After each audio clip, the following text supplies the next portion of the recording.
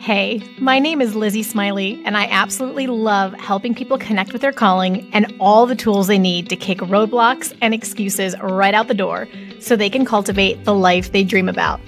If you want to launch, grow, pivot, or scale your Etsy shop, or you've always wanted to develop the mindset and skills to run your own business, then I'm your girl. I've had that entrepreneurial spirit going strong since my very first lemonade stand, and now I'm a work-at-home mama with multiple online companies and a full-time Etsy shop, all while being present with my kids for the everyday chaos and most important milestones. On this podcast, we'll talk about all things business, mindset, Etsy, creativity, dazzling our customers, and so much more. There's plenty of room at this table for you, so scooch on in and let's go. I'm holding nothing back. Welcome to How to Sell Your Stuff on Etsy. I'm so glad you're here.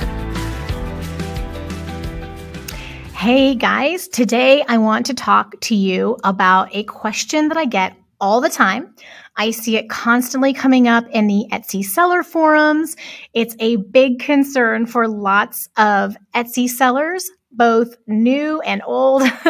And so today I'm tackling the question, will using vacation mode on Etsy hurt my shop? And I think it's such a legitimate question, and I completely understand why there is concern about it because Etsy is a search engine, right? And so when you take your listings out of the algorithm, it affects the search engine. And so I am excited to just talk about this in a little more detail today. So let me give you the quick answer, and then I'm going to go into a little more of the why behind it, because I think that's really important for you to understand and start to chew on just in general for the success and health of your shop and for your sanity. So first of all, the short answer is no. It does not hurt your shop to use vacation mode. It is there for a reason. It's one of the most amazing things about the Etsy platform that makes it so user-friendly and so practical for small business owners. It's just, the caveat is you just have to understand what that will do with the algorithm and how to re-engage. Like, you have to have the proper expectations. So that's the short answer. No, it will not hurt your shop so long as you understand what you're going to need to do when you go back live.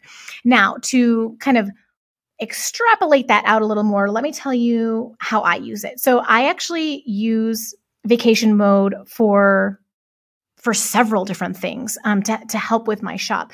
I have had my shop since 2015. It's a full-time income. I could actually, I use actually vacation mode to pull back the income and the work a bit so that I can keep a bit of a work-life balance. And, my shop sells painted signs, so my hands get really tired and sore. I have to take breaks periodically.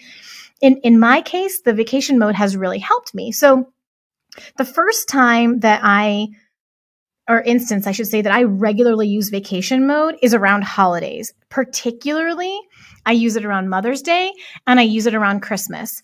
And what I do is I decide ahead of time, what is the last day that I can ship my product where I can feel pretty confident that it'll arrive in time before the holiday. And I do that primarily to help my customer so that I'll have fewer complaints later on. So it also helps me, right? It helps my sanity because I know there's this cutoff date and I'm giving myself more than enough time to get the product done, shipped, and arrived in time for that date to reduce complaints, to reduce negative reviews, to keep my customers happy. But it also gives me a bit of a mental break too, and physical break, because I know that once that date hits, I'm going to get, and then I wait to even turn it back on until either the day before or right on that holiday. I usually do it on that holiday or even after so that no one's ordering that day before thinking they might still get it in time and getting mad. Like, my whole thing is I want to set the customer's expectation. I want to set us both up to win. And then I know I'm going to get a bit of a reprieve to both catch up, to get everything shipped, have a little window of break before I'm going to turn it back on again. And that's especially lovely over Christmas because for me, I usually have the deadline where I'm done selling on December 15th. And I know that from there, I'm going to get the rest of my pieces shipped so that they arrive in time for the 25th. And then I'm going to have time to spend with my family. And now I know I'm making a trade-off, right? Because if I kept my shop open, I could capture even more of those last minute holiday sales. But for me, our Our holiday sales pick up in September, October, and they are so busy, especially in October, or especially in September, I should say, and in November, that I'm really ready for a break. And I don't mind leaving a little of that money on the table just to make sure that my customer gets it in time, that I'm not super stressed, that I can spend time with my family. It's what works for me. And then again, the same thing on Mother's Day. A lot of people order from me for their mom or their wife or, whatever woman in their life they want to celebrate. And I turn the shop off. I stop taking new orders about 10 days out. So I've got enough time to make them and ship them and be done and have a little bit of a break before, so I can enjoy my own Mother's Day before I turn it back on again. That works really well for me, reduces stress. And then I will also say, there's this added benefit of it creates some positive scarcity. So my customers know that my shop, I'll have it in the announcement. They know that they need to make a buying decision pretty quickly because I'm not going to just always be there. So when people come, they typically buy. It creates some scarcity and motivates a sale. And that's also created a culture in my shop where when people see that I'm turned on, when my shop's turned on, they want to buy right away because they're not sure when I'm going to turn it off again. And I don't do that to manipulate them at all. I do that because it's what I need to do for like the health of my fingers, my hands, and the painting, for the health of my family. The way that I word it, it does not make the customer feel like I'm manipulating them. In my shop introduction, I just like to set the expectation up front, like, hey, here's when we're turning this off so that I can spend the holiday with my family and give my sweet hands a little rest. And I just say it very sweetly so that they feel like, oh, okay, she's just running a multifaceted life and this is her boundary and when she's turning it off. And it works really well. But the scarcity of knowing that it's not just always going to be on and be there does, I think, help boost my sales. This podcast is brought to you by Daily Harvest. You've probably heard of Daily Harvest, right? They make those clean, organic food and smoothie bowls. They're perfect for on the go, and it's definitely made its way through the grapevine. So this is so funny. Whenever I bring up Daily Harvest with people, they've all heard of it. They're always like, oh, yeah, I've heard of it, but I've never tried it. Is it actually any good? And I love this conversation because I have used Daily Harvest since early 2021. And it's been incredible. I've actually been on a weight loss and maintenance journey for many years. And it's been such a delicious and helpful tool actually to help me stay on track. So in case you haven't heard of it, Daily Harvest is a company that creates organic whole food smoothies and bowls and flatbreads. They are packed with nutrition and really amazing ingredients to help you make great choices for your body. And they have tons of choices that they'll ship to you frozen so you can prepare them when you need them and with so much convenience. So I love the smoothies. I'll blend them up at home and I'll use oat or flax milk and the scoop of Primal Kitchen protein powder. And my favorites are the strawberry and peach and the mint and cacao right now, but I actually haven't had a smoothie that I didn't love. I've tried many of them. They're delicious. And then for lunches, I'll use their bowls very often and I'll make a little extra protein for dinner the night before, throw a little extra chicken or steak or whatever on the grill or in the oven and for whatever I'm already cooking. And then I'll put the extra on the bowl the next day for lunch and I'll just have an amazingly healthy and satisfying and delicious meal. And so I always feel really good about these choices. Like I don't have to think about it. It's easy. So for the bowls, my personal favorites right now are the sweet potato and wild rice hash bowl, the spinach and shiitake grits. And then there's a Brussels sprouts and pad lime Thai bowl with some spice that I always order too. But there's lots of interesting flavor combos to choose from. You really can't go wrong. So just look at the choices and pick flavors that appeal to you. And if you need a convenient but healthy food to keep your body strong and on track, I really feel very confident to suggest you check out Daily Harvest, try your first order. You can actually get $35 off your first order with my link down in the show notes. So go ahead and grab that. If you need a little incentive, do it. They're amazing. You'll be so happy with the quality of their meals.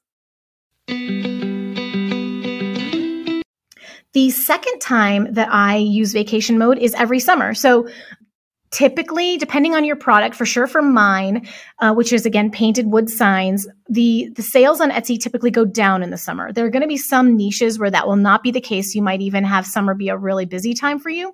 That's just the way it works for me and a lot of other shops. And my family, one of the beautiful things that Etsy's created for us is we live in San Antonio, Texas for a lot of the year, and we're able to go spend summers with my family in northern Wisconsin on a beautiful lake in the North Woods, and it's really relaxing. And so our shop is productive enough and lucrative enough the rest of the year where we can take literally 2.5 months off and just have the shop on vacation over the summer, and the rest of the year more than makes up for it with the sales. And then my husband can work remotely now there where we go. So that is another way that I use it every year. I've been doing it, for several years now. I take breaks, and it has not, do I lose sales during those times? Absolutely. I do lose sales, but I still make more than enough for my Etsy shop to make sense, for it to be a very nice full-time income. I can take on as much as I feel like taking on. And so here's where I want to pivot a little bit and talk to you about the expectation you need to have. So when you turn your shop off put it on vacation mode, the longer you do it for, the further out of the algorithm that you fall. And so that's, I think, why people get really worried about vacation mode and think it's going to hurt their shop, because when you do turn it back on, it takes a while to get back in the algorithm. So I have a story for you about this that was learning ground for me, and it wasn't even that long ago. The longest break that I took on Etsy was the summer of 2020. So we, as we do, we left. It was during the COVID pandemic, remember? So we left to go up to Wisconsin early in the summer, and our plan was to come back in time for the school year in August. And I figured, the shop would be on vacation. At that point, I think we planned a 6-week trip. Well, but it was COVID. It was the year of COVID. So what happened was we had everything was different. So we bought a new car. We bought a Ford Explorer with a tow hitch, and we actually bought a small trailer because since we were taking a longer trip for the first time, we were taking our pets with us, and we needed them to have somewhere to stay while we were up there. Our cats were able to stay in the trailer. We usually had a pet sitter for them back home previous summers, but since this was a longer trip, we needed them to be with us. So they were going to stay in the trailer, and then we were going to stay in the house with my family. So we have our new car, a great vehicle pulling this trailer, and it was more than sufficient to pull it. But what happened was during our drive, it's about a 30-hour drive from San Antonio, Texas to northern Wisconsin, and we were about 6 hours out from our destination, and our brand new transmission failed at like 9 p.m. Fortunately, in the parking lot of my favorite restaurant, Portillo's. Shout out to Portillo's. Anyone who's ever been there knows how amazing it is. We literally got stranded in that parking lot. And because it was the middle of COVID, we could not get a tow. We could not get anything because it was actually a Sunday also. And it was a mess. So fortunately, the next morning we were able to get Ford to come get our car. Since it was a brand new car, they rented us a truck to pull our trailer and get to where we needed to go. They did a brief fix on our car, but here's what happened. The transmission failed, and it was a brand new model year, and all of the Ford, what are they called, like manufacturing plants, had stopped making all of the parts for their cars and were making ventilators. So we could not get a new transmission for 4 months. Again, I think if it had been an older model year, they probably could have sourced one, but because it was a brand new one, everything had come to a grinding halt. So we went from we were going to spend 6 weeks in Wisconsin to we were going to spend 4 months because we had no way of getting back to Texas in the middle of the pandemic without our car to pull our trailer. It was such a mess. It actually turned out to be so memorable and so much fun. And school was distance learning anyway, so it didn't matter. But the point is, my shop was on vacation for 4 months instead of the planned 6 weeks. And it's by far the longest. And I was like, well, this is going to be fascinating. But if you've listened to me before or read you'll know that I always say everything is figure outable. I really approach my business with if I don't know it, I'll figure it out. If it doesn't work the first time, I'll try again. Thank you, Marie Forleo, for the best line and best book. Everything is figure outable. I recommend it. And so we turned the shop back on, and it was really slow for at least 2 weeks. And it was a little bit nerve-wracking because I had never gone that long. And so I wasn't sure what was going to happen. And so see, I have done the testing for you, my friend. The most critical thing about vacation mode is having the right expectations. You just need to know that it's going to take you a little while. For me, after 4 months, it took up to 2 weeks to start making regular sales again. And so it doesn't tank your shop. It doesn't kill your sales. You just have to have the right expectation of, okay, I'm starting over a little bit in the sense of I'm going to have to prime the pump again to get my listings back into the search results, get my sales going again. But I was able to, within 2 weeks, get them back to where they had been before I even put the shop on vacation. And it was like no problem. So if you need to know how to prime the pump, you want to learn more about that, I have a couple of tools and resources. You can actually go back to episode 2 of my podcast. It is called How to Get Your Sales Seen by More Shoppers Today. And that will give you some tips on how you can get yourself, seen a little more back into the algorithm, get your shop seen a bit more. And then the other thing I have for you over on my site is a free PDF download. And it's called 4 Strategies I Use to Grow My Etsy Shop from $25 to $6,000 plus per month. And that's basically what I did in the first year I had it open to get into a full-time income, and I've grown it from there. But that's really helpful for you as like a new or emerging shop or really trying to, grow to a new level. It's a great free resource for you to start seeing some of those things. And when I had that long break on vacation mode for 4 months, I used those same strategies in there to go ahead and prime the pump and get back into the algorithm. So those tools are there for you.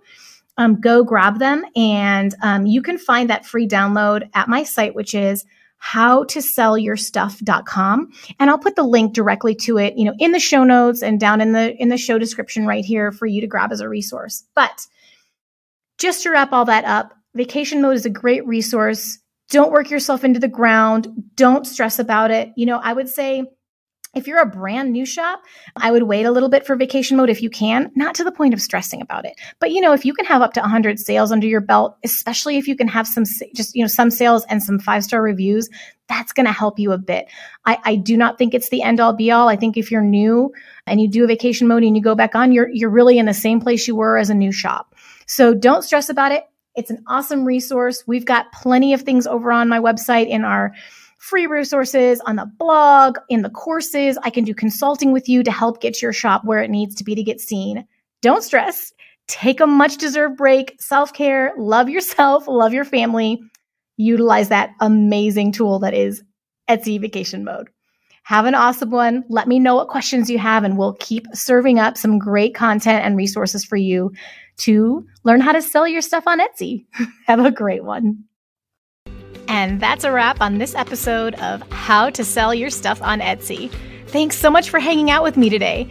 If you're looking for more resources, head on over to howtosellyourstuff.com, where you'll find podcast show notes, all the links from today's episode, the blog, courses, coaching, and more. If this episode was helpful to you, awesome. The greatest compliment I can receive from you is a rate, review, and subscribe on this podcast. Not only will it allow us to connect again on a future episode, it lets me know I'm providing you with value and helps other people find this content more easily. From the bottom of my heart, thank you for your support. Have a great day and see you next time.